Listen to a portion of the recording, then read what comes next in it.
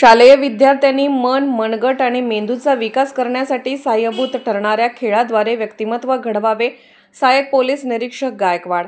शालेय विद्यार्थ्यांनी मन, मनगट आणि मेंदूचा विकास करणाऱ्या खेळात स्वतःचे करिअर घडवावे असे प्रतिपादन शिरोली MIDCचे सहाय्यक पोलीस निरीक्षक सुनील गायकवाड यांनी शिरोली येथे जिल्हा परिषद प्राथमिक शाळांमधील विद्यार्थ्यांच्या केंद्रस्तरीय क्रीडा स्पर्धेच्या उद्घाटन प्रसंगी बोलताना केले.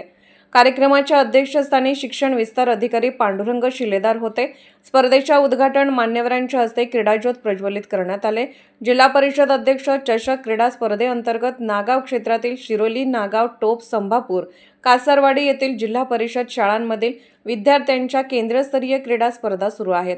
या स्पर्धांमध्ये कबड्डी, खो-खो, धावणे, कुस्ती, गोळाफेक, थाळीफेक आदी क्रीडा प्रकारांचा समावेश आहे. यावेळी शिरोलीच्या लोकनियुक्त सरपंच पद्मजा करपे, शिक्षण विस्तार अधिकारी पांडुरंग शिलेदार यांनी मनोगत व्यक्त केले.